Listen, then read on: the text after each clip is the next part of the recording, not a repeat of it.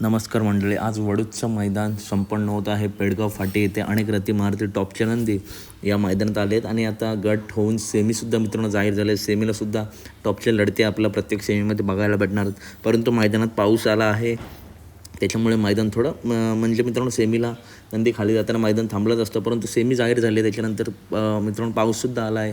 तर आता नक्की निर्णय काय, तर मित्रांनो आत्ताच मित्रांनो समालोचक यांनी अनाऊन्स केलं आहे की संपूर्ण निर्णय हा बैलगाडा मालकांवरती आहे, आपल्या नंदींना पळवायचं की नाही. थोड्या वेळातच निर्णय जाहीर येईल. आता बैलगाडा मालक जो निर्णय घेतील त्याच्यावरती आपल्याला समजेल की आज मैदान होणार की नाही. संपूर्ण निर्णय बैलगाडा मालकांवर मित्रांनो सोपवला आहे. थोड्याच वेळात निर्णय जाहीर झाला की अपडेट येईल.